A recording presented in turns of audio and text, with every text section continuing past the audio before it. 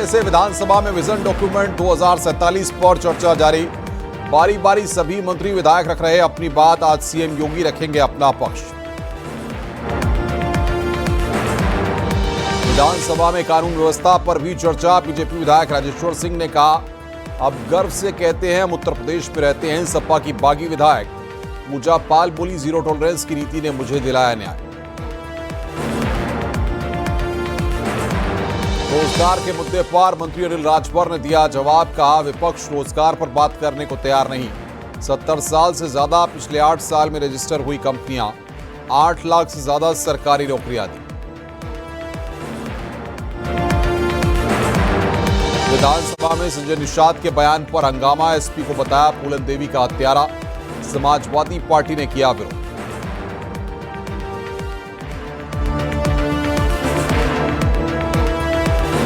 राहुल गांधी की जान को खतरे पर कांग्रेस का यूटर्न। पुणे कोर्ट में दाखिल बयान वापस लेंगे राहुल गांधी। कांग्रेस बोली, बिना राहुल की इजाजत के दी थी अर्जी।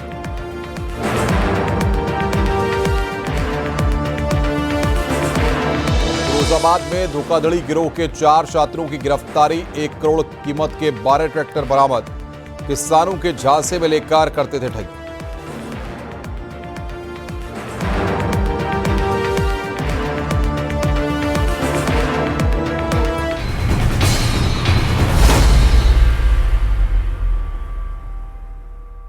नमस्कार, इस वक्त के बुलेटिन के साथ हाजिर हूं मैं अनुपम। प्रदेश की हर छोटी बड़ी खबरों को लेकर विजन डॉक्यूमेंट 2047 को लेकर यूपी विधानसभा में चर्चा लगातार जारी है। वहीं डिप्टी सीएम केशव प्रसाद मौर्य ने समाजवादी पार्टी पर दूरदर्शिता के अभाव का आरोप लगाया है। वहीं डिप्टी सीएम ब्रजेश पाठक ने कहा कि 2017 से पहले राज्य के हालात काफी खराब थे। अपराधियों को सरकार का संरक्षण हासिल था। इस पर विपक्षी विधायकों ने हंगामा किया। मंत्री कपिल देव अग्रवाल ने सदन में विपक्ष के रवैये को लेकर नाराजगी जताई। विधानसभा में संजय निषाद के बयान पर हंगामा हो गया जब उन्होंने समाजवादी पार्टी को फूलन देवी का हत्यारा बता दिया। संजय निषाद ने कहा कि फूलन देवी का समाजवादी पार्टी से मोहभंग हो गया था। फूलन देवी ने अपनी अलग पार्टी बना ली थी और उनकी हत्या हो गई, जिस पर समाजवादी पार्टी ने भी पलटवार किया है। वहीं बोलने के क्रम को लेकर समाजवादी पार्टी से निष्कासित विधायक राकेश सिंह ने सवाल खड़े किए। जनसत्ता दल लोकतांत्रिक से विधायक रघुराज प्रताप सिंह ने खुद को सकारात्मक विपक्ष बताया। ऐसे तमाम वार पलटवार का दौर जारी है। इतने विधायक हैं जो हिस्सा लेना चाहते हैं, क्या इतने समय में हो पाएगा? आप सबको नहीं हो पाएगा।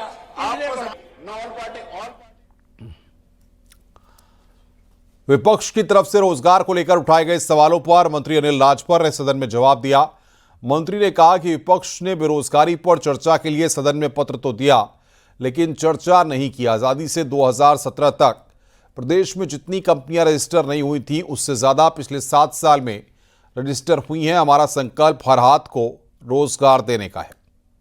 आज मानवर पूरे देश के अंदर आज बेरोजगारी की बहुत बात हुई और 2-2 दिन नोटिस लगाया प्रतिपक्ष के साथियों ने, लेकिन चर्चा नहीं किया। मानवर चर्चा नहीं किया और पूरे सदन को अवगत कराना चाहता हूं कि आज उत्तर प्रदेश की धरती पर योगी आदित्यनाथ जी के नेतृत्व में उत्तर प्रदेश की सरकार ने जो काम किया है, जो भरोसा निवेशकों का जीता है मानवर, और उसका परिणाम है कि निरंतर 2 वर्षों से उत्तर प्रदेश नए कारखानों के पंजीयन के क्षेत्र में देश में नंबर 1 के स्थान पर आ रहा है मानवर। और हमने पीछे किसको छोड़ा है मानवर? हमने पीछे छोड़ा है महाराष्ट्र को मानवर। और सम्मान के साथ आपके माध्यम से पूरे सदन को अवगत कराना चाहता हूं कि जब से देश आजाद हुआ है तब से लेकर 2017 तक जितने कारखाने पंजीकृत नहीं हुए उत्तर प्रदेश की धरती पर, उतना अकेले 7 वर्षों में योगी जी की सरकार का जो भरोसा है उसकी बदौलत और उसके आधार पर 7 वर्षों में उससे भी ज्यादा नए कारखाने हमने पंजीकृत किए हैं मानवर, और यह रोजगार का सृजन हो रहा है मानवर। भारतीय जनता पार्टी के विधायक राजेश्वर सिंह ने सदन में कानून व्यवस्था का मुद्दा उठाया। राजेश्वर सिंह ने कहा कि अब गर्व से कहते हैं हम उत्तर प्रदेश में रहते हैं। आदरणीय योगी आदित्यनाथ जी के नेतृत्व में उत्तर प्रदेश आज 11.5% की गति से बढ़ता हुआ हिंदुस्तान में सबसे तेज गति से बढ़ता हुआ राज्य है। आज हम रेवेन्यू सरप्लस स्टेट है। आज कैपिटल एक्सपेंडिचर हमारा 2.25 लाख करोड़ है। नए हॉस्पिटल्स बन रहे हैं, नए कॉलेजेस बन रहे हैं, नई सड़कें बन रही हैं। उत्तर प्रदेश नई ऊंचाइयों को छू रहा है। आज हमारे पास सेक्टोरल पॉलिसीज हैं, सबसे अच्छा इंफ्रास्ट्रक्चर है और कानून व्यवस्था की सबसे अच्छी स्थिति है। आज हम गर्व से कहते हैं कि हम उत्तर प्रदेश में रहते हैं और उत्तर प्रदेश हिंदुस्तान का सबसे सुरक्षित राज्य है। उसका परिणाम है, सबने देखा कैसे 33.5 लाख करोड़ से ज्यादा के निवेश के प्रस्ताव आए, जिसमें आज 15 लाख करोड़ के धरातल पे उतर चुके हैं।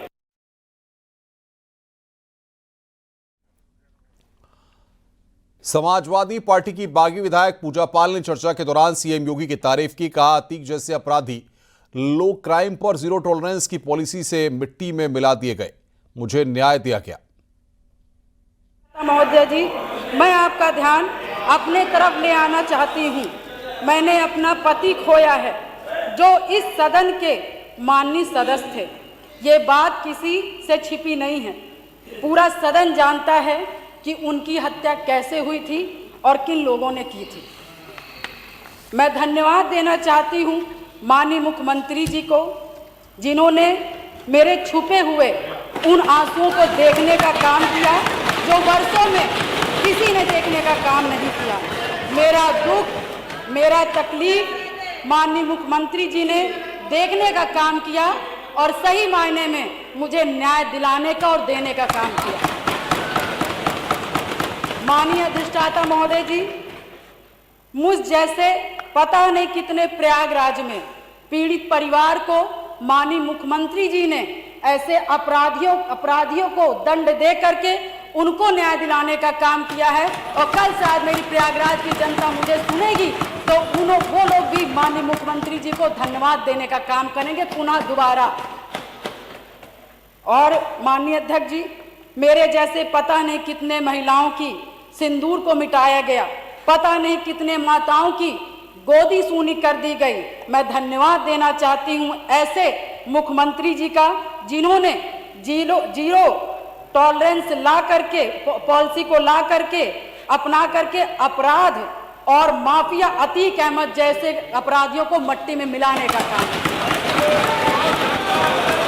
आज प्रयागराज अधिष्ठाता महोदय जी, आज प्रयागराज ही नहीं अपितु पूरा उत्तर प्रदेश की जनता आज माननीय मुख्यमंत्री जी के तरफ विश्वास की नजर से देखता है कि कोई भी प्रदेश का कोई भी माफिया या भू माफिया हमारे भाई की तरफ, हमारी महिलाओं की तरफ, हमारी बहनों की तरफ बुरी नजर से उठा के देखने का काम करेगा तो उस हर अपराधी को मिट्टी में मिलाने का काम किया जाए। बीजेपी विधायक केतकी सिंह ने विजन डॉक्यूमेंट 2047 पर सवाल उठाने वालों को करारा जवाब दिया। साथ ही विपक्ष पर संस्कार और मर्यादा को लेकर निशाना साधा। कि 2047 आही दादा 2047 पेटवा में इतना गुड़ुर तो हम कभी सुनबे ना कहीं, जितना थोड़ा देर में सुनने में बनी हम क्या बात। 2047 के बाद भैया ऐसे हमनी के करत नहीं जा कि हमनी के सोच जौन बा वो छोट नहीं थे। हम लोग की सोच, हम लोग की नीयत, हम लोग का सब कुछ अपने देश के लिए था। आपको क्या लगता है कि 2047 की बात क्या भारतीय जनता पार्टी कर रही है? क्या भाजपा की सरकार कर रही है? नहीं मेरे साथियों, हम शासन सत्ता से ऊपर उठकर अपने देश से प्रेम करते हैं। और इसी नाते मेरे स्वर्गीय नेता अटल बिहारी वाजपेयी जी ने कहा था कि सरकारें आएंगी और जाएंगी, पार्टियां बनेंगी और बिकेंगी, पर देश हमेशा रहना चाहिए। मेरे स्वर्गीय नेता अटल जी ने हमारे बीच में ये हमको सिखाकर और गए हैं। परंतु आपको नहीं समझ में आएगा, वो ऐसे ना समझ में आई भैया कि जो संस्कार बा, संस्कार जानो तो नहीं जानू, रहन सहन तो जो संस्कार बा वो पार्टियन में दिहल जाला। आपके पार्टी में का दिहल जाला? वही दिहल जाला भैया। ना इनका पार्टी में ही सिखावल जाला कि जब प्रदेश में कोनो बात होके, कोनो दिक्कत होके, कोनो परेशानी होके तो अपना अपने घरे भाग जाना। पर यही प्रदेश में देखा गया कि दो बेटे, इस प्रदेश के दो बेटों को देखा गया। एक बेटा वो जिसने कोविड के समय जनता की सेवा करने के लिए अपना पहला कर्तव्य अपने पिता को मुखाग्नि देना जरूरी नहीं समझा, इस जनता के लिए वो रहा, खड़ा रहा। और एक बेटा वो जिसने जीते जी अपने पिता को औरंगजेब की याद दिला दी। एक बेटा वो भी इस प्रदेश में देखा। एक बेटा देखा मेरे साथियों कि जो रामायण की प्रतियां फाड़ते हैं। बड़ा अभी श्री रामचंद्र जी का चर्चा चल रहा था। 2047 की अगर हम चर्चा करें तो जब तक हम अपने देश की संस्कृति पे गर्व नहीं कर सकते तो हम क्या भविष्य निर्माण की बात करेंगे। एक वो समय देखा कि जब रामायण की प्रतियां फाड़ने वालों को ये सामने मेरे बैठे साथी पीठ थपथपाया करते थे कि बहुत बढ़िया काम किया। और एक जनता का सेवक वो निकल कर आया जो आप रामायण की प्रतियां फाड़ते थे और वो स्वयं रामचंद्र जी को लेकर चला आया। विजन डॉक्यूमेंट 2047 पर विधानसभा में समाजवादी पार्टी से निष्कासित और अब निर्दलीय विधायक अभय सिंह ने भी अपना पक्ष रखा। जातिवाद के नाम पर विपक्ष को घेरते नजर आए। 132 बात वो लोग करते हैं जिनका मिशन छोटा होता है, जिनका विजन कुछ होता ही नहीं है। कोई भी चीज पहले टारगेट किया जाता है फिर उसको अचीव किया जाता है। तो टारगेट कुछ है नहीं जिनकी सोच में सिर्फ सरकार सत्ता में आना है। जनता ऐसे लोगों को माफ नहीं करेगी और कहेगी कि तुम पहले मिशन देखो, विजन देखो, देश कैसे तरक्की करना है इसके बारे में। हम ये भी कहना चाहते हैं, हम अपने इतिहास पे गर्व करते हैं, अपनी विरासत सुरक्षित रखते हैं। बहुत से लोगों को देखते हैं जो विदेश घूम करके आते हैं, यूरोप घूम करके आते हैं, कहते हैं उनका इतिहास, उनकी विरासत ऐसी है। हम अपने प्रधानमंत्री जी को, अपने मुख्यमंत्री जी को बधाई देना चाहेंगे। अपने इतिहास और विरासत को संरक्षित कर रहे हैं, सुरक्षित कर रहे हैं और उसको आगे बढ़ा रहे हैं, बता रहे हैं कि हमारा देश कितना गौरवशाली था। हमारी रामायण जो कि महर्षि वाल्मीकि ने लिखी, दलित समाज के थे। हमारी महाभारत वेद व्यास जी ने लिखा, जो कि पिछड़े समाज से आज समाज में आते हैं और निषाद समाज के थे। लेकिन आज जातिवादी लोगों को अच्छा नहीं लगता जब ब्राह्मण उसके बारे में जाके गांव में बताता है, लोगों को जगाता है कि इस तरीके से हमारा गौरवशाली इतिहास था। उसको सुनना लोग पसंद नहीं करते।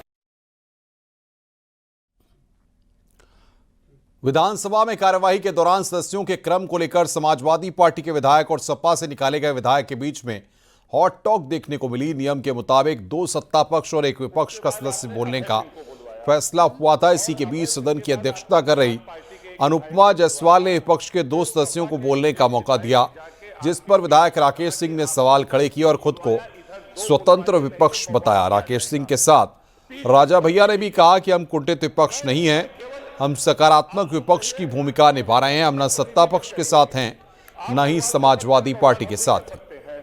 धमकी मत करिए, धमकी मत दीजिए। धमकी का जवाब धमकी से दिया जाएगा। धमकी मत दीजिए, धमकी का जवाब धमकी से दिया जाएगा। धमकी का जवाब धमकी से दिया जाएगा। बहन जी, माननीय अधिष्ठाता महोदय, मैं व्यवस्था का प्रश्न उठा रहा हूं। अभय सिंह को किस अधिकार से इन्होंने उधर जोड़ दिया? क्या कोई गवर्नर को मैंने भारतीय जनता पार्टी के समर्थन का पत्र दिया है? इनके पास कोई ऐसा पत्र है क्या? इन्होंने कैसे 3 इधर को और जबरदस्ती इन्होंने 2 हाथ से बुलवा भी लिया, 2 बुलवा लिया इन्होंने, 2 बुलवाया लगातार सत्ता का। इस तरह से गुंडई कर रहे हैं, पीठ के साथ ये गुंडई कर रहे हैं, पीठ के साथ ये गुंडई कर रहे हैं। ये इनका आचरण है, ये इनका आचरण है। और पीठ के साथ गुमराह करते हुए पीठ को धमकाया कि बवाल करूंगा। पीठ के साथ को गुमराह भी कर रहे हैं, अब गुमराह भी करेंगे, धमकी भी देंगे। ये आचरण उचित नहीं है, ये आचरण उचित नहीं है। सदन की मर्यादा का ध्यान रखना, सदन के मर्यादा का ध्यान रखना हर सदस्य का कर्तव्य है। मनोज पांडे, राकेश प्रताप सिंह, अभय सिंह निर्दल विधायक के रूप में इस सदन में इस समय बैठ रहे हैं और इनको अलग से बुलवाना इस पीठ का दायित्व है। इस पीठ का दायित्व है अलग से बुलवाना। ठीक है, अगर तो बोलना चाहते हैं तो। अधिष्ठाता महोदय, पीठ का सब लोग सम्मान करते हैं। जहां तक भाई राकेश सिंह का सवाल है, राकेश सिंह ने व्यवस्था उठाने की बात हुई, अध्यक्ष जी ने और पीठ ने एक व्यवस्था दी थी कि 3 सत्ता पक्ष के बोलेंगे, 2 बोलेंगे और 1 हमारा बोलेगा। आपने किस व्यवस्था से बुलाया वो इन्हें दे। इन्हें जवाब पीठ से लेना चाहिए। आपका आदेश था, हमारा बोला। 2 बुला दिया आपकी तरफ के। 2 आपने बुला दिया, हो गया। अब इन्हें कहाँ रखना है, किस जगह बिठाना है, ये तो आपका अधिकार है। आप इन्हें जहाँ रखना, अब अच्छी जगह सम्मान ये इस तरह से कोई एतराज नहीं। 3 बुलवा इसलिए 2 बोलेंगे। अरे बोलने की क्या बात होगी आज में? प्रश्न और माननीय अध्यक्ष महोदय, सत्ता पक्ष और प्रतिपक्ष के अतिरिक्त और भी अनेक विधायक हैं और कुछ दल हैं, तो हमसे हमारा अधिकार न छीना जाए।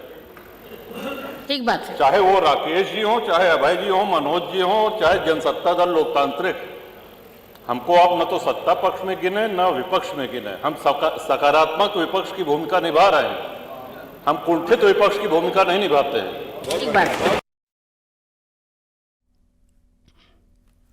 विजन डॉक्यूमेंट 2047 पर बोलते हुए कुंदरकी विधायक रामवीर सिंह ने हाईवे और नेशनल हाईवे को लेकर अखिलेश सरकार योगी सरकार में तुलना की और कहा कि योगी सरकार का काम विकसित भारत की तरफ जा रहा है। यमुना एक्सप्रेस वे और आगरा एक्सप्रेस वे बना 10 साल में, और 500 किलोमीटर से नीचे, और योगी जी ने 3000 प्लस एक्सप्रेस वे बना दिए केवल 8.5 साल के अंदर। कहा साढ़े वो 3000 प्लस किलोमीटर हाईवे बना दिए, एक्सप्रेस वे। और आपने 10 साल में 2 सरकारों ने 450 पौने 500 किलोमीटर केवल बनाया आपने।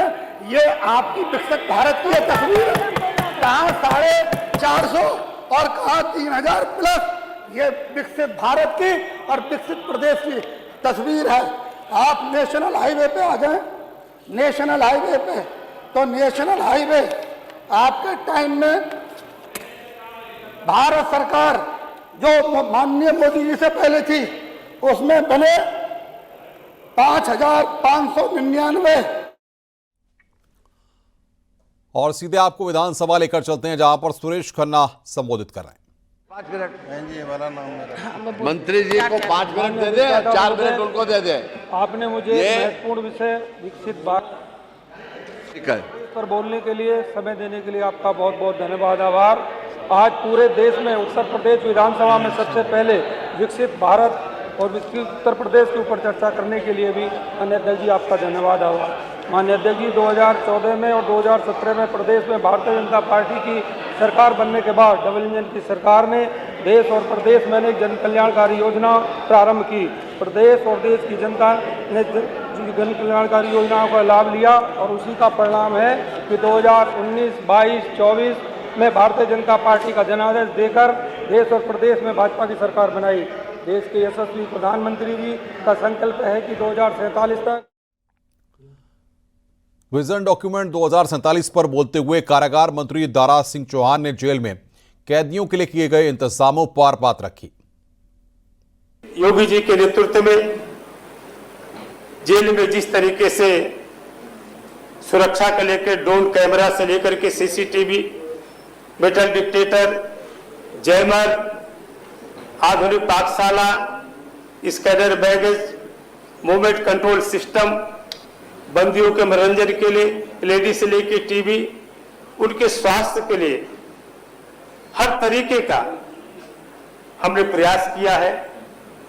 और अब तो हम माननीय मुख्यमंत्री के निर्देश में पूरे उत्तर प्रदेश के हर कारागार में, क्योंकि हमें विकसित भारत बनाना है 2047 में, हमें उनकी सेहत का भी ख्याल रखना है।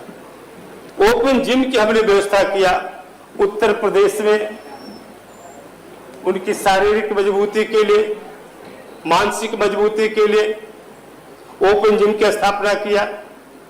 हर कारागार में लाइब्रेरी की व्यवस्था किया, डिजिटल लाइब्रेरी की व्यवस्था किया। इस तरीके के बहुत सारे प्रयास हमारी सरकार कर रही है। और इतना ही नहीं, अधिष्ठाता महोदय, ऐसे तमाम जो बंदी कैदी हमारे कारागार में हैं, उनके अंदर एक कौशल, एक स्किल दे करके कि जब जेल के बाहर, कारागार के बाहर आएंगे तो समाज की मुख्य धारा से जुड़ करके अपने पैर पे खड़ा होकर के अपने समाज की बेहतरी के लिए, परिवार के लिए काम करेंगे।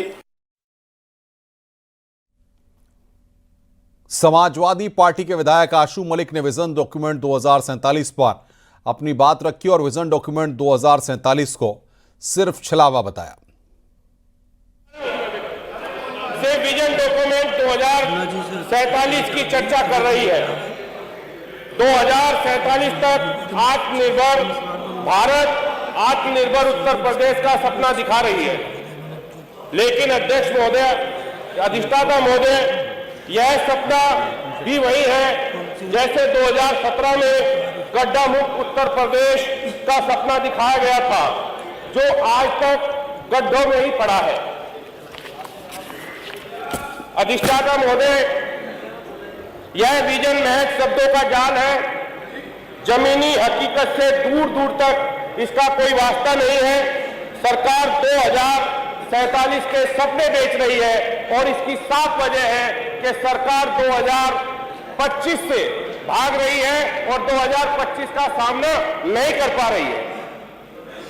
जब भी सरकार से कोई बात की जाती है तो सरकार हमेशा अतीत में चली जाती है, और जबकि हम उनके 8 सालों का किए हुए कार्यों का जब हिसाब मांगते हैं तब वो अतीत की बात नहीं करती। जब अतीत की बात सरकार करती है तो उनको कुछ सकारात्मक चीजें भी देखनी चाहिए। समाजवादी पार्टी ने अपने कार्यकाल में जो ऐतिहासिक काम किए हैं उनकी मिसाल मिलना भी आज बहुत मुश्किल है।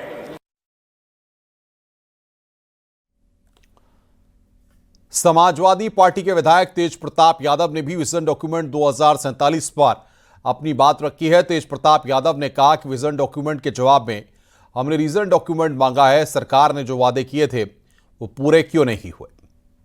महोदय, इसमें अगर किसी चीज़ का अभाव है तो विजन का अभाव है। सरकार के इस विजन डॉक्यूमेंट में कोई ठोस, स्पष्ट और दूरगामी योजना दिखाई नहीं देती। यह दस्तावेज सिर्फ कागजी वादों का पुलिंदा है जिसमें ज़मीनी हकीकत से इसका कोई लेना देना नहीं है। महोदय, भाजपा का 2017 और 2022 का जो घोषणा पत्र जारी किया था उसमें से कितने वादे सरकार ने पूरे किए, इसकी जानकारी भी सरकार को लेनी चाहिए। इस विजन डॉक्यूमेंट के जवाब में हम लोगों ने रीजन डॉक्यूमेंट की मांग की है कि जो वादे पूरे नहीं किए गए उसका कारण भी बताने का काम सरकार करे।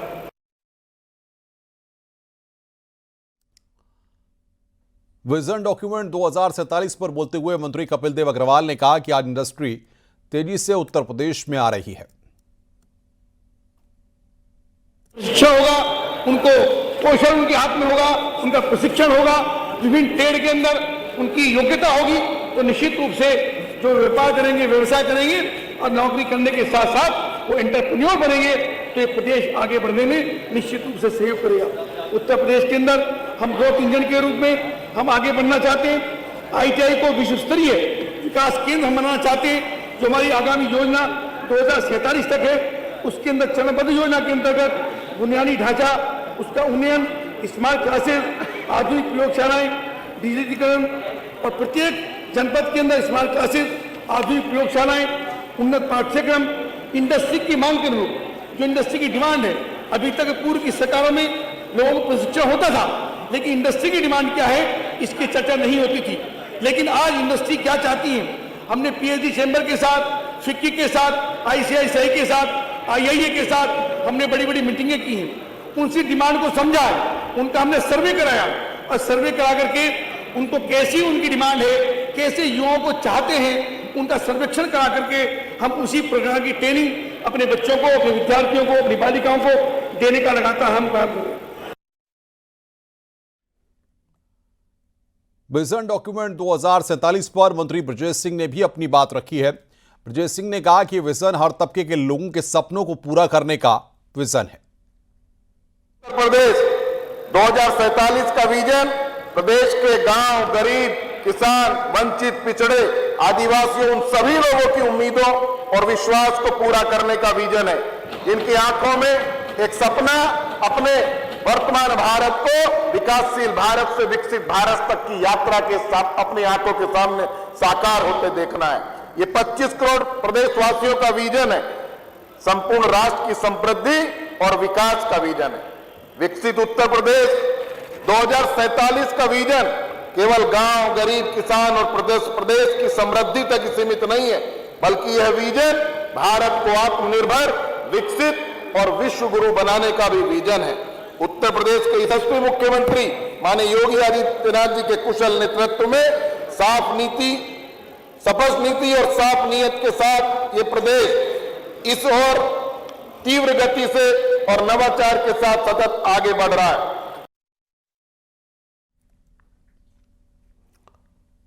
विजन डॉक्यूमेंट 2047 पर बेसिक शिक्षा मंत्री संदीप सिंह ने भी अपनी बात रखी। मंत्री संदीप सिंह ने कहा कि उत्तर प्रदेश के हर जिले में 2 सीएम मॉडल कंपोजिट विद्यालय खोले जा रहे हैं।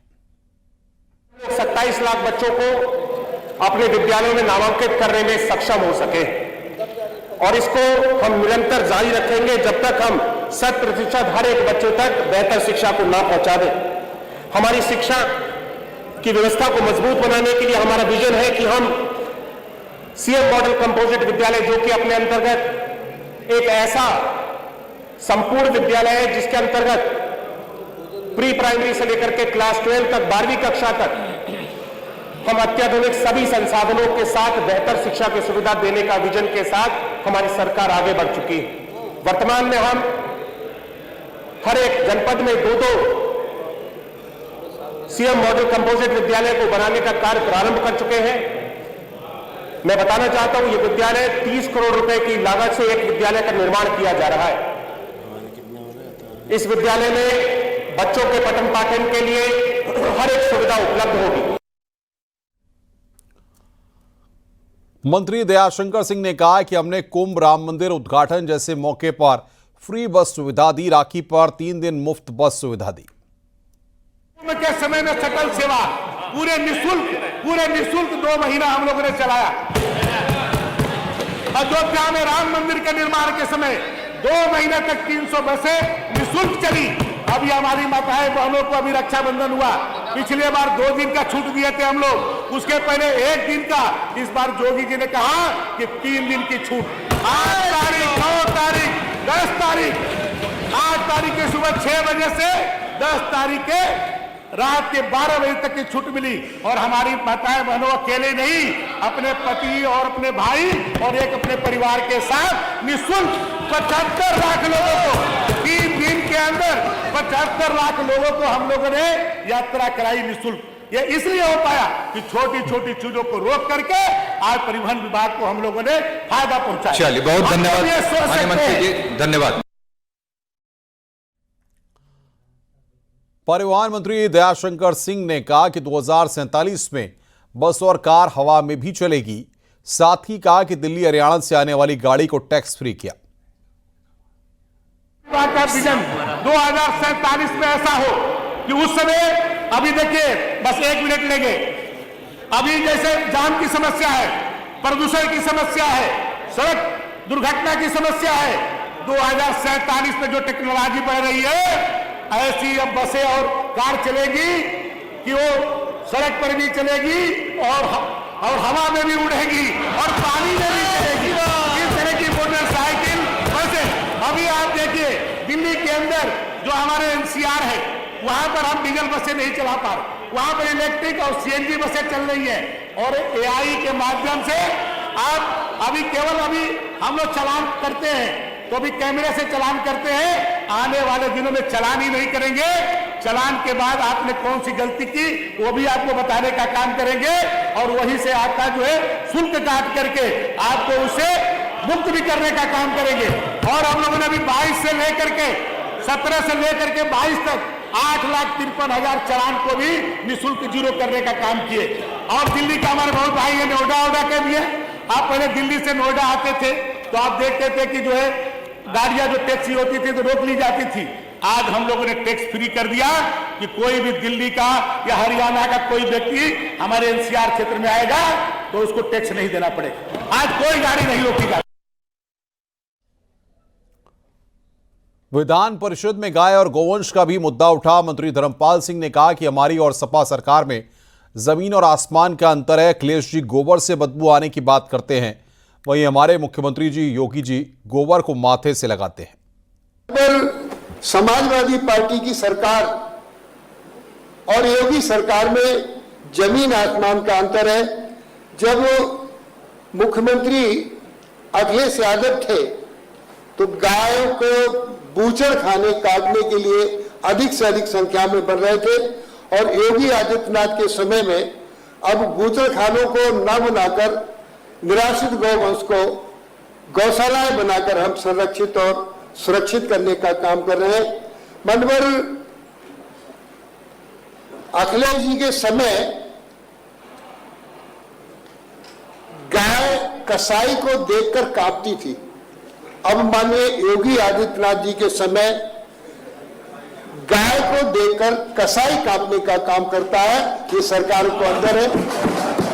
माननीय अधिष्ठाता जी, अभी माननीय समाजवादी पार्टी के पूर्व मुख्यमंत्री अखिलेश यादव जी ने कहा कि गाय के गोबर में बदबू आती है। मैंने कहा गाय के गोबर में लक्ष्मी का वास है। उत्तर प्रदेश के मुख्यमंत्री योगी आदित्यनाथ जी गाय के गोबर को चंदन की तरह पवित्र मानकर उसे माथा झुकाते हैं और मस्तक से लगाने की काम करते हैं। ये है हमारी सरकार का और समाजवादी पार्टी का सरकार का अंतर। विधानसभा में बीजेपी विधायक और पूर्व मंत्री अनुपमा जायसवाल ने विपक्ष पर हमला बोला। सरकार की योजनाओं का जिक्र करते शायरी पढ़ी। आवाम क्या कह रहा है? जब उत्तर प्रदेश की आवाम से पूछो, आवास मिल रहा है, कहते हैं हाँ। बिजली मिल रही है, हाँ। रोजगार के अवसर मिल रहे हैं, हाँ। खाद्यान्न मिल रहा है, हाँ। न्याय मिल रहा है, हाँ। गुंडे अपराधी खौफ में है, हाँ। बेसिक शिक्षा बेहतर हुई, हाँ। स्वास्थ्य सुविधा बेहतर हुई, हाँ। और सरकार अच्छी है, हाँ भाई हाँ। तो अंत में मैं यही कहूंगी, जो थक कर भी न रुके वो बाजीगर होता है, जो झुके नहीं मुश्किलों में वही सिकंदर होता है। सफलता इंतजार नहीं करती किसी का, हर पल को पकड़ना ही असली हुनर होता है। मंत्री संजय निषाद ने विजय डॉक्यूमेंट 2047 पर बोलते हुए कहा कि जैसे राम और निषाद के समय सुख का राज था, वैसा ही राज मोदी योगी जी के नेतृत्व में चाहते हैं, वैसा ही 2047 तक चाहते हैं। वहां राम और निषाद राज के हाथ में जब सत्ता थी तो सुख का राज था, फिर से सुख का राज आए, यही मोदी योगी का विजन है। वही 2047 तक हम लोग चाहते हैं और कुछ नहीं हम लोगों का सोच है। यही सोच है कि फिर दुनिया के लोग हमसे संपर्क करें, फिर दुनिया के लोग हमारे ऊपर निर्भर रहें। 3 रुपए में 1 रुपए भारत का चलता है, ये बहुत बड़ी बात थी। अगर मुगल आए 30 गुना गरीब थे, उन्हें 1 रुपए का बिस्कुट लेने के लिए 30 रियाल और 30 तरह का उनको पैसा देना पड़ता था। 750 वर्ष बाद अंग्रेज आ गए, वो भी 20 गुना गरीब थे। 1 रुपए का उनको सामान लेने के लिए 20 पाउंड और डॉलर देना पड़ता था। जब हमने उनको लड़ते लड़ते भगाया, पहले सड़क तो थी नहीं, हाईवे तो थी नहीं, नदी थी, चूंकि मैं तो मत्स्य मंत्रालय का वहीं आ रहा हूँ, नदी थी, नदियों पर निर्भर था सब कुछ, व्यापार भी नदी पर था। आज जहाज हो गई, तब समुद्री जहाज थी, वो हमारे वंशजों के पास जहाज थी। हम लोग गौरवशाली इतिहास को कायम करने वाले लोग हैं, हम लोग इतिहास रचने वाले लोग हैं।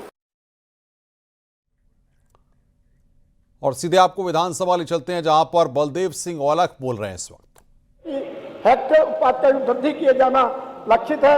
वर्ष 2047 तक गेहूं के 52 क्विंटल 65 क्विंटल धान और 50 क्विंटल मक्का के लिए और 70 क्विंटल दलहन के लिए ये तिलहन और इसके हेक्टेयर के लिए लक्षित की गई है।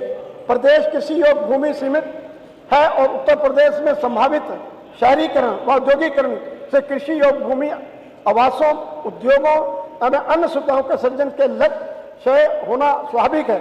मानव कितनी भी प्रकृति क्यों ना करे, उसका धरती माँ से संबंध उसका धरती माँ से संबंध युगों युगों का संबंध है। भोजन, कपड़ा, आवास, उद्योग, कच्चा माल, मानव अनेक आवश्यकताओं के लिए कृषि के संबंधित गतिविधियों पर निर्भर है। अतः ये आवश्यक है कि उपलब्ध भूमि को यथासंभव सघन उपयोग अधिकारी अधिकाधिक कृषि उपज प्राप्त की जाए। इसके लिए वर्तमान में कृषि जनता को जो 186% पर है उसे बढ़ाकर 225% पर ले जाने का लक्ष्य है। इसके लिए उचित फसल चक्र, सिंचाई के साधनों सुनिश्चित के रूप में चयनित प्रजातियों का प्रयोग अत्यंत आवश्यक रहेगा, ताकि भूमि पर 3 फसलों को लेने का प्रयास किया जा सके। इसके लिए गन्ने की आसक्ति क्षेत्र में 100% फसली रीति में अन्य फसलों को प्राप्त करने का लक्ष्य किया जाएगा। माननीय मंत्री जी धन्यवाद। माननीय मंत्री जी धन्यवाद।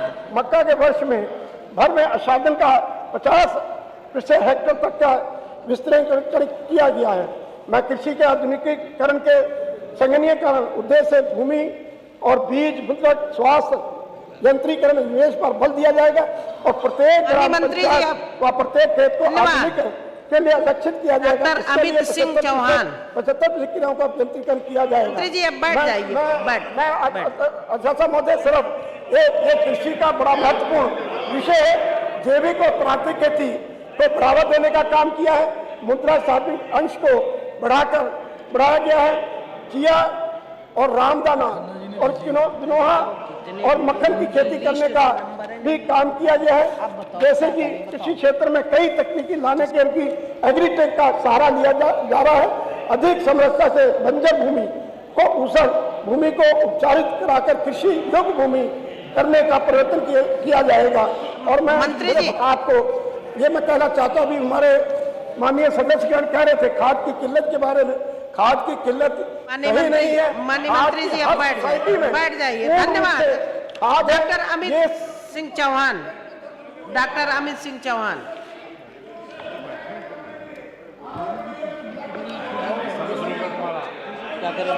अब बैठ जाइए। माननीय मंत्री जी बैठ जाइए। माननीय अधिष्ठाता महोदय, आपने मुझे विकसित भारत, विकसित उत्तर प्रदेश की चर्चा में अपनी बात रखने। आगे बढ़ते हैं। संजय निषाद ने चर्चा के दौरान विपक्ष पर चुटकी ली, कहा कि मेरे आने के बाद कांग्रेस बीएसपी साफ हो गई, सपा भी 27 में साफ हो जाएगी। विपक्ष तो है नहीं, भाग गया है। ये तो छद्म धारी लोग हैं, नाम के पिछड़े हैं, काम तो पिछड़ों का है नहीं। जब सत्ता में रहते हैं तो उन्हें कौन सी कंपनी याद आती है आज के दिन में। और एक तो जब से मैं आया हूं कांग्रेस गायब हो गई, अब हाथी गायब हो गई, जिनका 30 साल से सत्ता था। अब बचेंगे थोड़े से ये लोग हैं और 2027 में भी गायब हो जाएंगे, बचेंगे नहीं। अब 43 से बात ही छोड़ दीजिए। आप आज ही समझ सकते हैं कि किस तरीके से सोच रखने वाले लोग हैं। विधानसभा में मंत्री दयाशंकर मिश्र दयालु ने आयुष विभाग के गठन और पारंपरिक चिकित्सा पद्धति को बढ़ावा देने के लिए पीएम मोदी और सीएम योगी का आभार जताया। वहीं अखिलेश सरकार पर पारंपरिक चिकित्सा की अनदेखी का आरोप लगाया। इस देश के यशस्वी प्रधानमंत्री परम आदरणीय नरेंद्र मोदी जी को, जिन्होंने 9 नवंबर 2014 को इस देश में जब भारतीय जनता पार्टी की सरकार बनी तो आयुष मंत्रालय का गठन किया, उन्होंने इस देश में सनातन की जुड़ी हुई चिकित्सा की वो सारी पद्धतियां, आयुर्वेद, होम्योपैथ, यूनानी, सिद्ध, स्वरिकपा, योग और प्राकृतिक चिकित्सा को मिलाकर उन 7 विधाओं को जोड़कर आयुष मंत्रालय का गठन किया।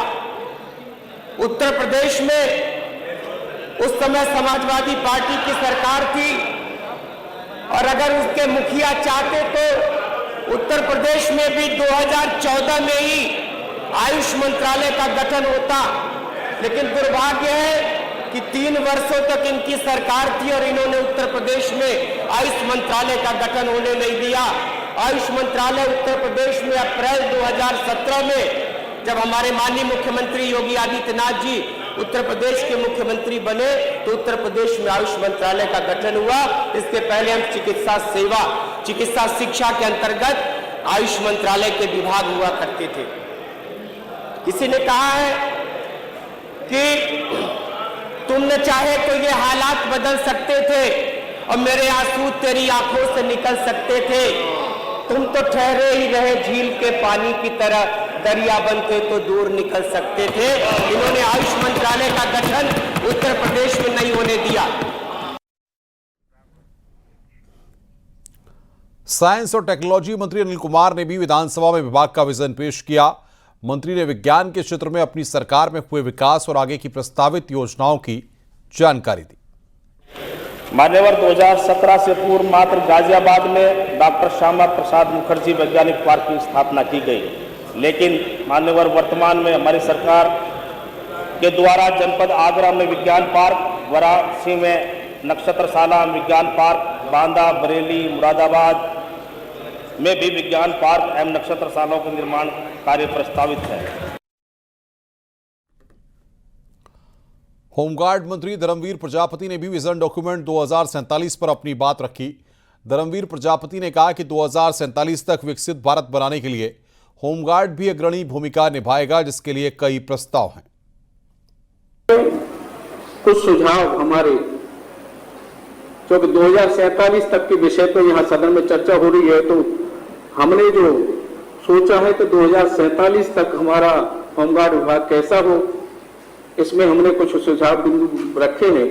हम चाहते हैं कि हमारे होमगार्ड विभाग में हमारी मातृशक्ति की भागीदारी बढ़े, ये भी हमारा लक्ष्य हमने रखा है। आगे विकसित भारत में प्रदेश की यातायात व्यवस्था सुगम एवं सुदृढ़ बनाने के लिए होमगार्ड जवानों का यातायात प्रतिष्ठानों, संस्थानों, सरकारी कार्यालयों, विभिन्न निगमों, प्राधिकरणों एवं मेट्रो आदि में अधिक से अधिक नियोजन किए जाने का भी हमने लक्ष्य अपने बनाया है।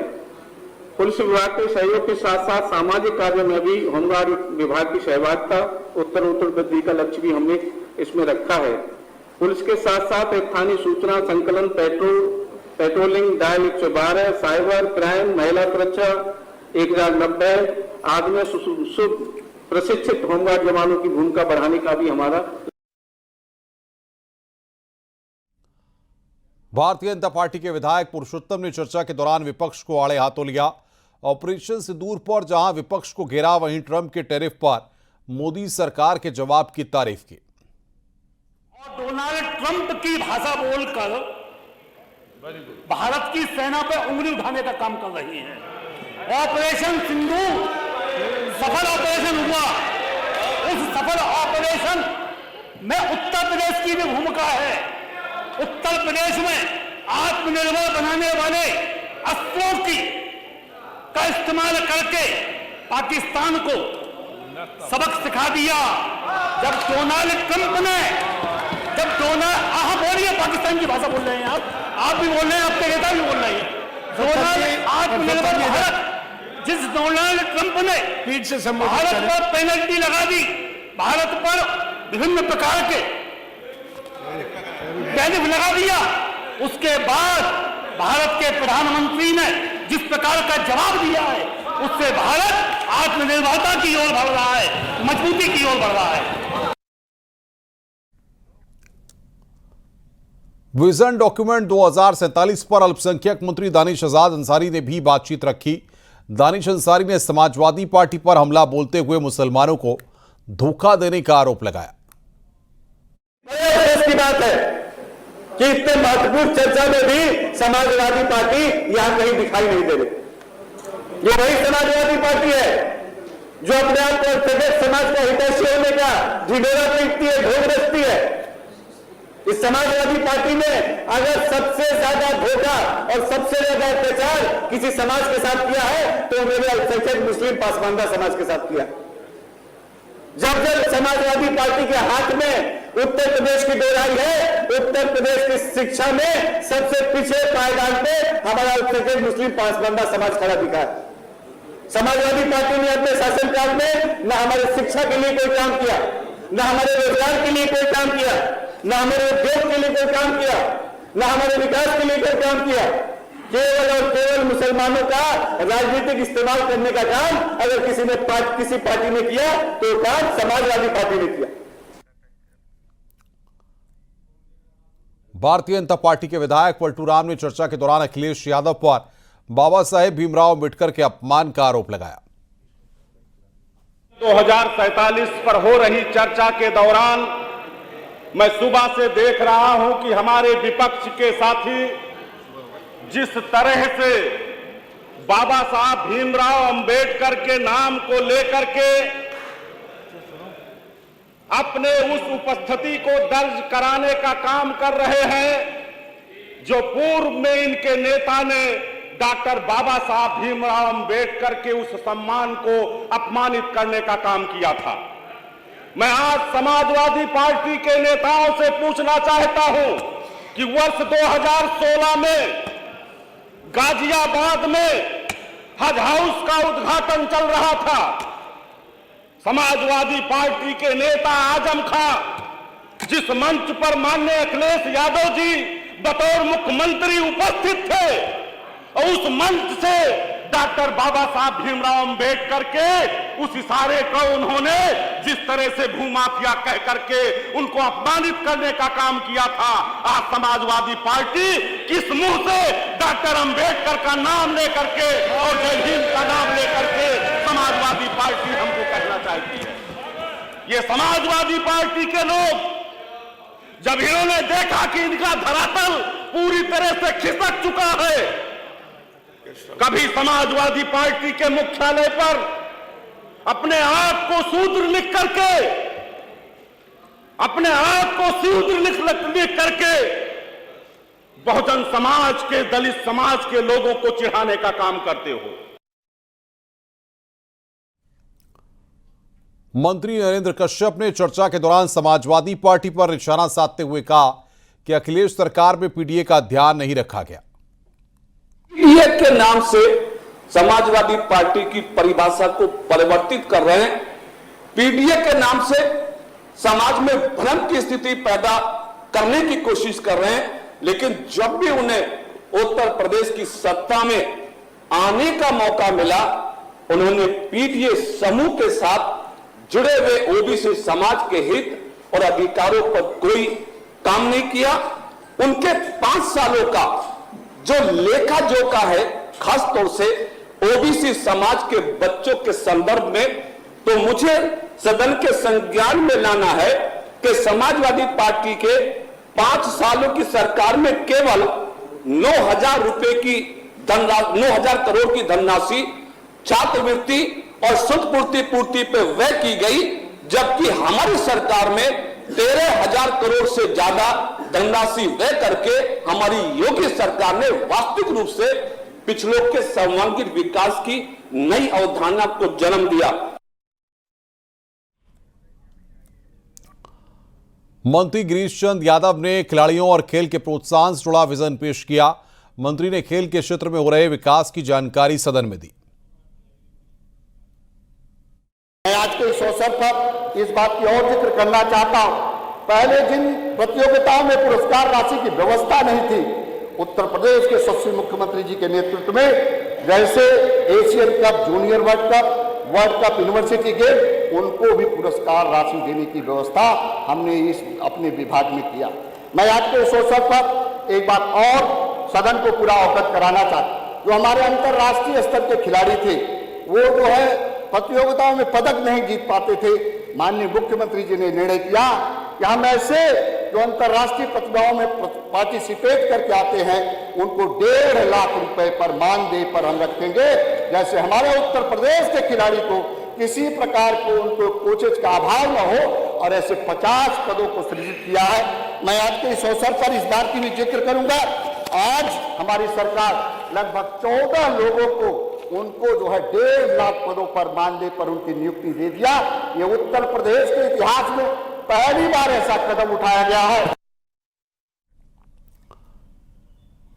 विधानसभा में संजय निषाद के बयान पर हंगामा खड़ा हो गया। फूलन देवी की हत्या पर दिए बयान पर समाजवादी पार्टी ने हंगामा किया। दरअसल संजय निषाद ने सपा को फूलन देवी का हत्यारा बताया था। संजय निषाद ने कहा कि फूलन देवी का समाजवादी पार्टी से मोहभंग हो गया था, उन्होंने अपनी अलग पार्टी बना ली थी और उनकी हत्या हो गई, जिस पर समाजवादी पार्टी ने पलटवार किया है।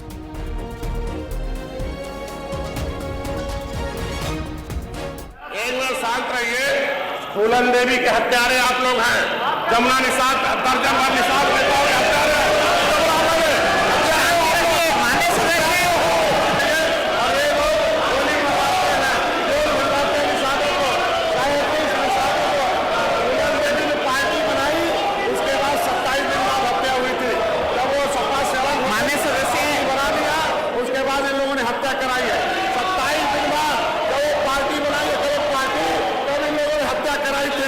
27 दिन बाद जब सपा छोड़ दिया था, सपा छोड़ने के बाद वो भंग हो गया था, और 27 दिन बाद उन्होंने हत्या कराई थी, वो आया उसके दिन में बिना सबूत के, बिना साक्ष्य के किसी पर आरोप नहीं लगाना चाहिए।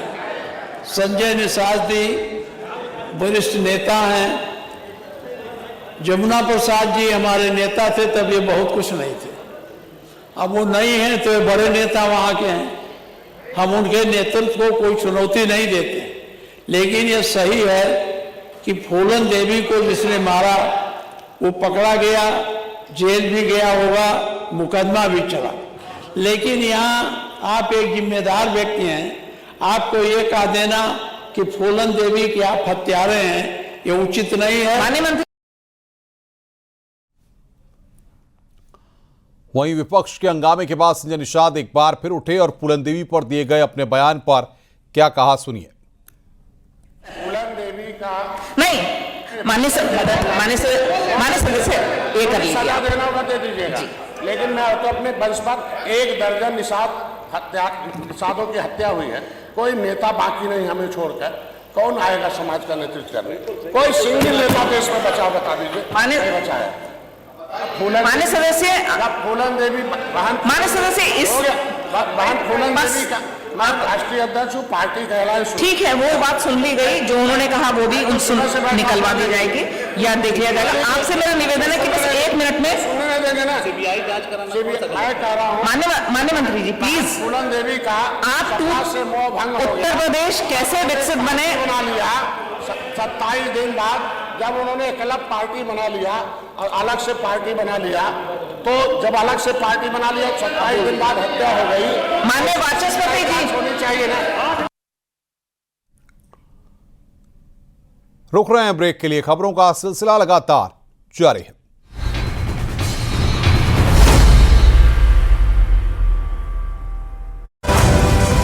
आप देख रहे हैं न्यूज़ 18 उत्तर प्रदेश उत्तराखंड।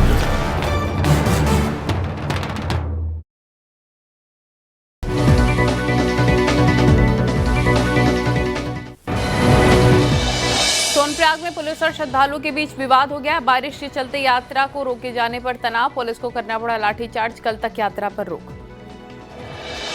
लखनऊ में 17 करोड़ 51 लाख रुपए के गबन के 4 आरोपी गिरफ्तार। ईओडब्ल्यू ने बहराइच से आरोपियों को गिरफ्तार किया। राजकीय एलोपैथिक मेडिकल कॉलेज के निर्माण में गबन का आरोप।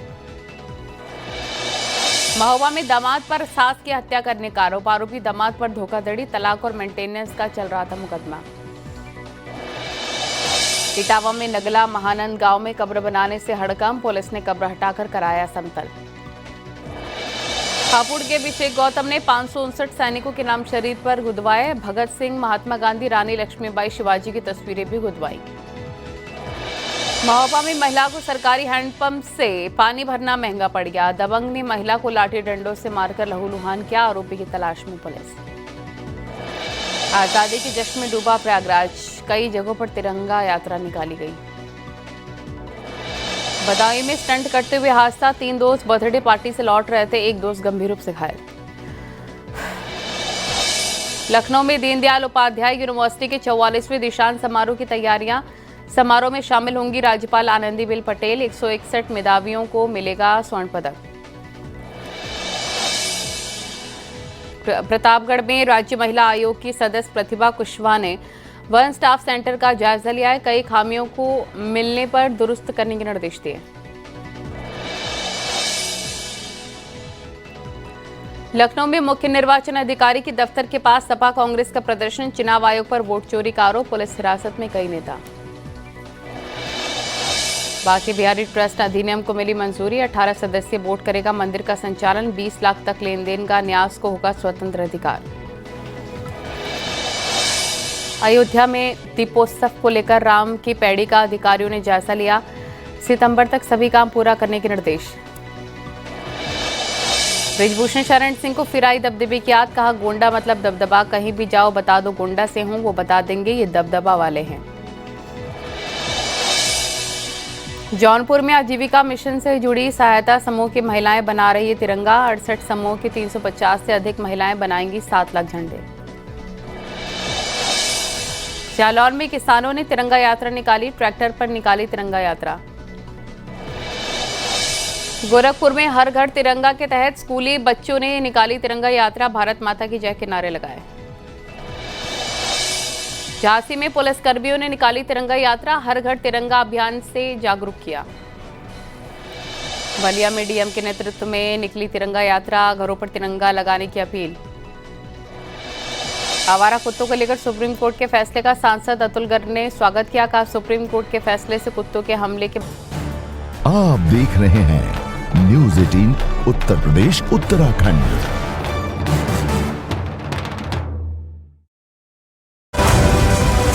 आप देख रहे हैं न्यूज़ 18 उत्तर प्रदेश उत्तराखंड।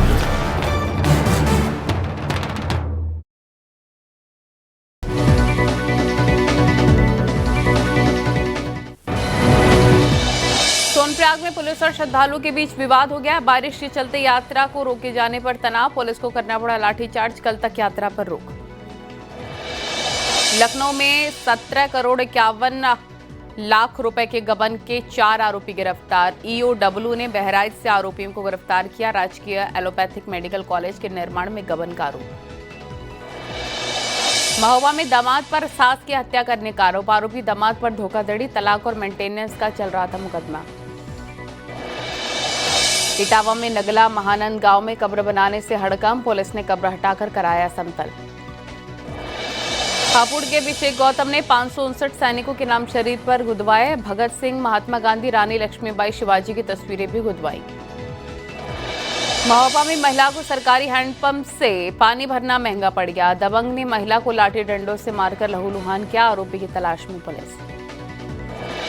आजादी के जश्न में डूबा प्रयागराज, कई जगहों पर तिरंगा यात्रा निकाली गई। बदायूं में स्टंट करते हुए हादसा, 3 दोस्त बर्थडे पार्टी से लौट रहे थे, एक दोस्त गंभीर रूप से घायल। लखनऊ में दीनदयाल उपाध्याय यूनिवर्सिटी के 44वें दीक्षांत समारोह की तैयारियां, समारोह में शामिल होंगी राज्यपाल आनंदीबेन पटेल। 161 मेधावियों को मिलेगा स्वर्ण पदक। प्रतापगढ़ में राज्य महिला आयोग की सदस्य प्रतिभा कुशवाहा ने वन स्टाफ सेंटर का जायजा लिया है। कई खामियों को मिलने पर दुरुस्त करने के निर्देश दिए। लखनऊ में मुख्य निर्वाचन अधिकारी के दफ्तर के पास सपा कांग्रेस का प्रदर्शन, चुनाव आयोग पर वोट चोरी का आरोप, पुलिस हिरासत में कई नेता। बांके बिहारी ट्रस्ट अधिनियम को मिली मंजूरी, 18 सदस्यीय बोर्ड करेगा मंदिर का संचालन, 20 लाख तक लेन देन का न्यास को होगा स्वतंत्र अधिकार। अयोध्या में दीपोत्सव को लेकर राम की पैड़ी का अधिकारियों ने जायजा लिया, सितंबर तक सभी काम पूरा करने के निर्देश।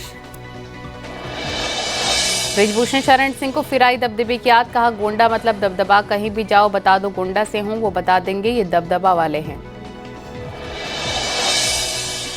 जौनपुर में आजीविका मिशन से जुड़ी सहायता समूह की महिलाएं बना रही है तिरंगा। 68 समूह की 350 से अधिक महिलाएं बनाएंगी 7 लाख झंडे। जालौर में किसानों ने तिरंगा यात्रा निकाली, ट्रैक्टर पर निकाली तिरंगा यात्रा। गोरखपुर में हर घर तिरंगा के तहत स्कूल। आप देख रहे हैं न्यूज़ 18 उत्तर प्रदेश उत्तराखंड। अगर आप देख रहे हैं न्यूज़ 18 उत्तर प्रदेश उत्तराखंड।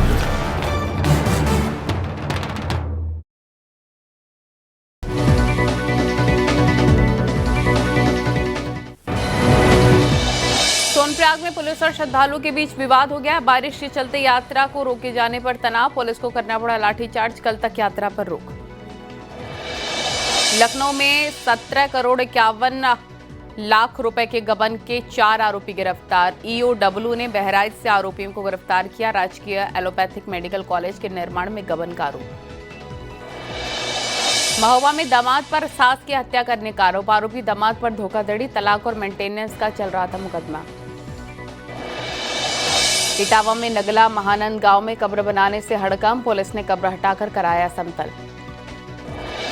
हापुड़ के अभिषेक गौतम ने 559 सैनिकों के नाम शरीर पर गुदवाए। भगत सिंह महात्मा। आप देख रहे हैं न्यूज़ 18 उत्तर प्रदेश उत्तराखंड। अगर दर्द से आप देख रहे हैं न्यूज़ 18 उत्तर प्रदेश उत्तराखंड।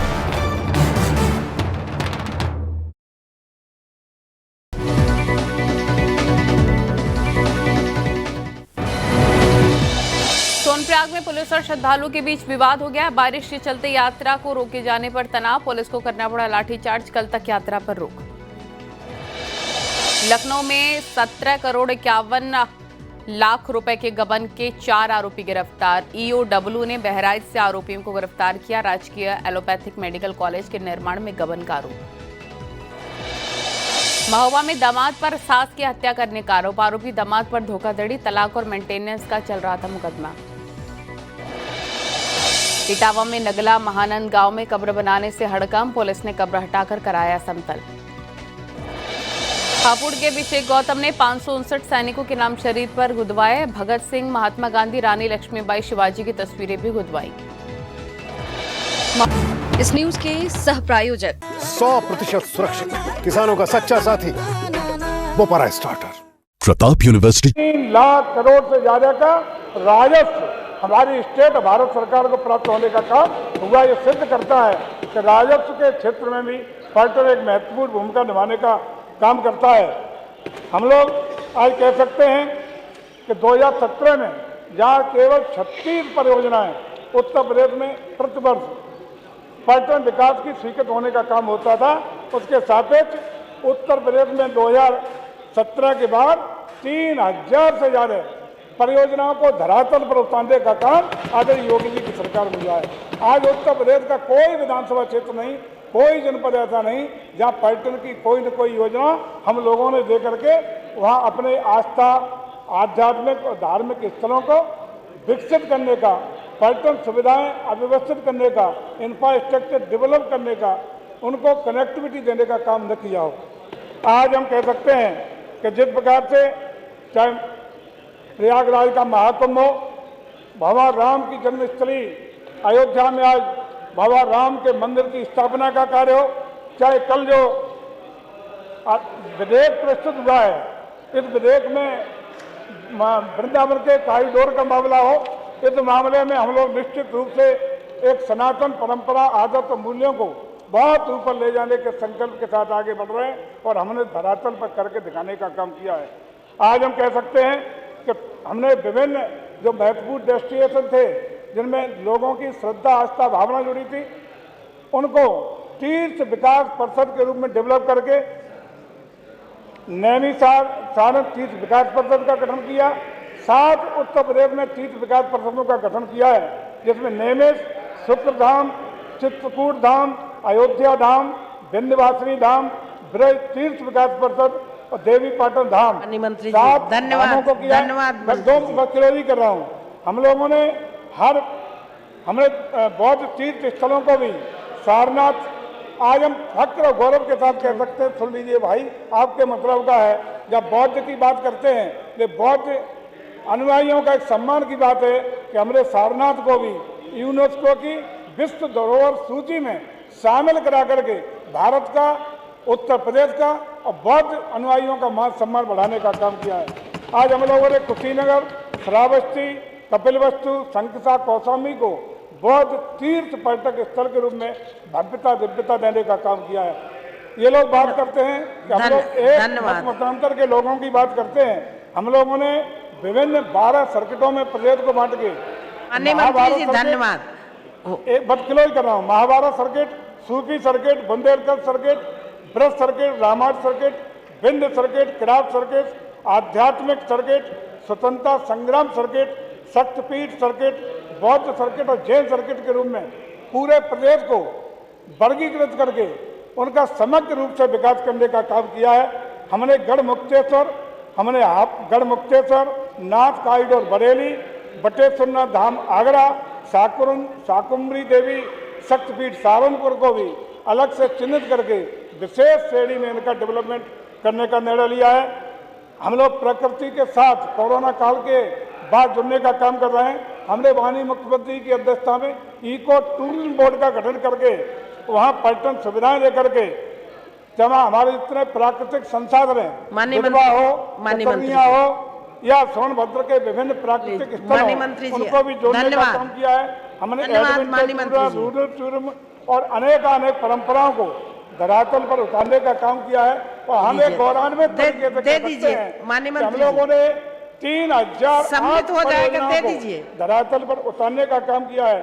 और साथियों, एक चीज आपकी शुभ सूचना दे दूं कि जिन माननीय विधायकों को ऐसा लगता है कि अपने क्षेत्र में कोई काम कराना चाहते हैं, तो हम लोगों ने एक योजना दी है, मुख्यमंत्री सहभागिता योजना, जिसमें आप अपनी निधि से, ग्राम पंचायत से, विकासखंड से, जिले से ये 50% आप शेयर करेंगे तो 50% पैसा पर्यटन विभाग देकर के जो भी प्रस्ताव माननीय विधायक देंगे, हम आपकी योजनाओं को स्वीकृत करके धनराशि का आवंटन। धन्यवाद मंत्री जी, धन्यवाद।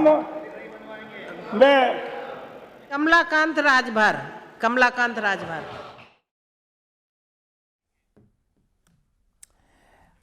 तो लगातार आप देख रहे हैं 24 घंटे नॉन स्टॉप ये चर्चा चलनी है विजन डॉक्यूमेंट 2047 के ऊपर। हमारे साथ हमारे दो सहयोगी जुड़ गए हैं, सुबह की जानकारी उनसे ले लेते हैं। 7 बज चुके हैं। अलाउद्दीन हमारे साथ हैं, हमारे साथ संकेत मिश्रा भी इस समय मौजूद हैं।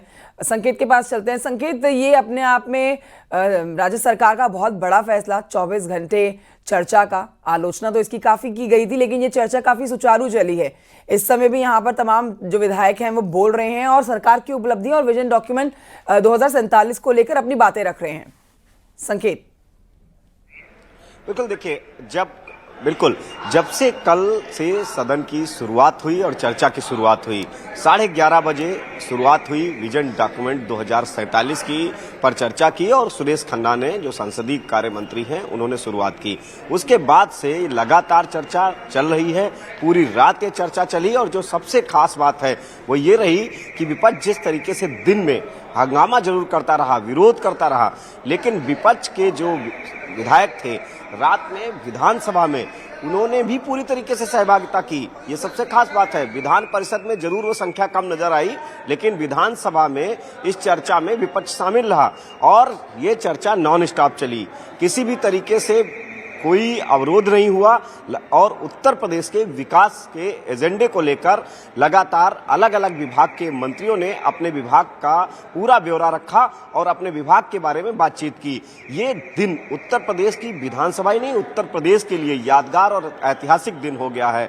लगातार चर्चा जारी है और जिस तरीके से इस उत्तर प्रदेश की विकास यात्रा में तमाम उत्तर प्रदेश सरकार के मंत्री, जनप्रतिनिधि सभी विधानसभा में चर्चा में शामिल रहे और सबसे खास बात है कि न्यूज़ 18 भी लगातार पल पल की खबरें देता रहा। जाहिर सी बात है कि अभी जो चर्चा, बिल्कुल ये जो आपने बिंदु बताया कि विपक्ष ने भी इस चर्चा में पूरा सहयोग दिया, वो देखा गया पूरी रात जो चर्चा चली। अलाउद्दीन, उसमें ये माना जाए कि विपक्ष जिस तरह से आलोचना कर रहा था, लेकिन जब ये चर्चा शुरू हुई तो भागीदारी इसमें सबकी देखी गई।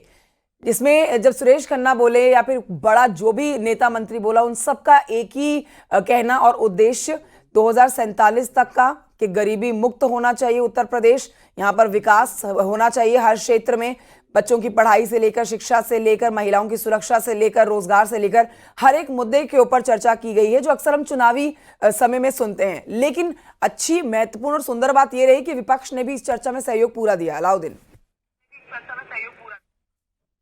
बिल्कुल, लोकतंत्र में हेल्दी डिस्कशन यानी स्वस्थ परिचर्चा का होना बेहद जरूरी होता है और ऐसे में हम तमाम लोग जो इस कवरेज को कर रहे थे न्यूज़ 18 के माध्यम से, जिस बात के गवाह बने हैं, ये अपने आप में ऐतिहासिक है और ताउम्र याद रखने वाला है, क्योंकि पूरी रात जिस तरह से स्वस्थ परिचर्चा उत्तर प्रदेश को आगे ले जाने को लेकर के हुई है, वो अपने आप में नायाब रही है। वो न सिर्फ मानसिक पटल पे हमेशा के लिए केंद्रित हो गई है, बल्कि वो इस तरह से चस्पा हो गई है कि ताउम्र और ताजिंदगी ना भूले, यानी चाहे वो जर्नलिस्ट के तौर पर या फिर जो विधायक आए, विधायक के तौर पर जनप्रतिनिधि जो आए या जो तमाम मंत्री इसमें शामिल हुए या जनप्रतिनिधियों के साथ साथ जितनी पूरे लोग शामिल थे, वो अपने आप में ऐतिहासिक रहा। बात जब होती है अपोजिशन की, क्योंकि इस पूरे मसले को लेकर अपोजिशन विरोध के मूड के साथ साथ कल सुबह तक यानी ठीक 24 घंटे पहले तक इस तरह की बातें आ रही थी कि सदन का बायकॉट किया जाएगा। लेकिन जिस तरह से हेल्दी पर चर्चा सदन में अपोजिशन की तरफ से हुई वो बेहद अहम खास हो जाती है। और जिस तरह से सरकार ने इस पूरे मामले को टेकअप किया, संसदीय कार्य मंत्री की बात कर ले, मुख्यमंत्री योगी आदित्यनाथ की बात कर ले, जिस तरह से पूरे मामले को उन्होंने बहुत सुचारू रूप से लेकर के चले और स्वस्थ एक परिचर्चा को बनाया, उससे उत्तर प्रदेश के विजन डॉक्यूमेंट यानी 2047 में उत्तर प्रदेश के क्या रोड मैप होगा, उस दृष्टिकोण से जो चर्चाएं थी, सबने अपने अपने विभागों की चर्चाएं की। खासतौर से जो विभाग विकास में सबसे महत्वपूर्ण भागीदारी निभाते हैं उन विभागों ने न सिर्फ इसमें भागीदारी अपनी अपनाई, बल्कि देर रात तक सारे मंत्री, उनके विभाग के प्रमुख सचिव, उनके स्टाफ रात तक यहाँ जमे रहे।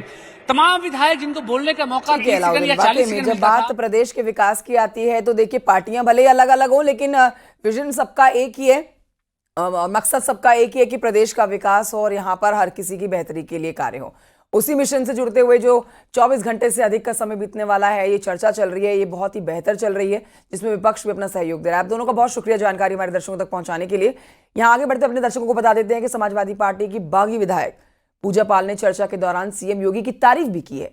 उन्होंने कहा है कि अतीक जैसे अपराधी लोग क्राइम पर जीरो टॉलरेंस की पॉलिसी से मिट्टी में दबा दिए गए हैं, मुझे न्याय दिया गया। चाहता महोदय जी, मैं आपका ध्यान अपने तरफ ले आना चाहती हूँ। मैंने अपना पति खोया है जो इस सदन के माननीय सदस्य थे।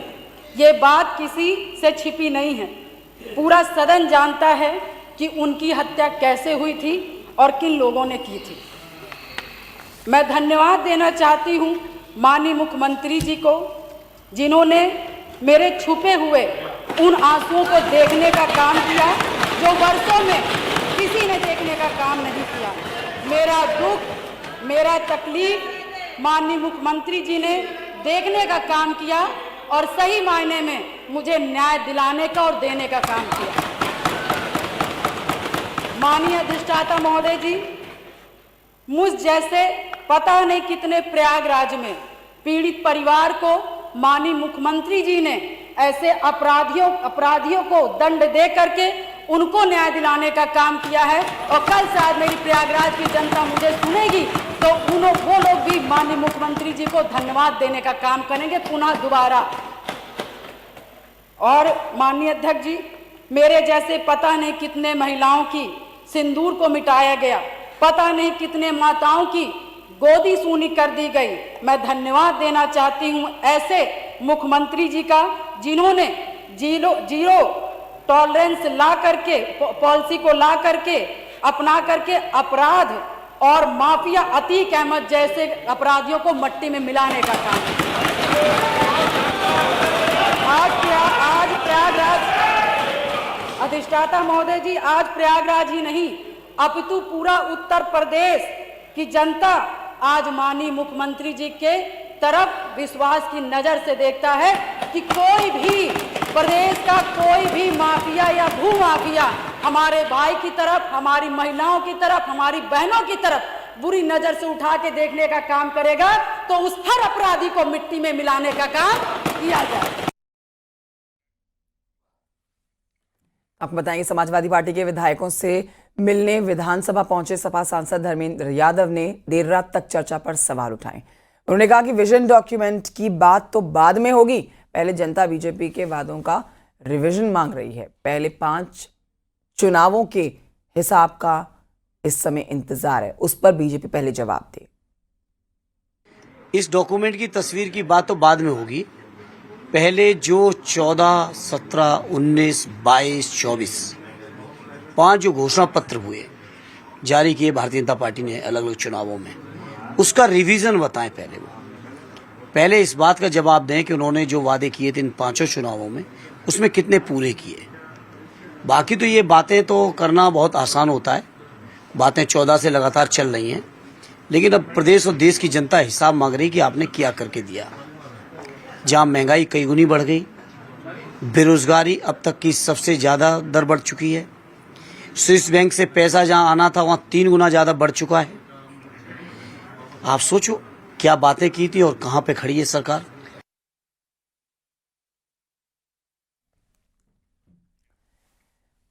दिल्ली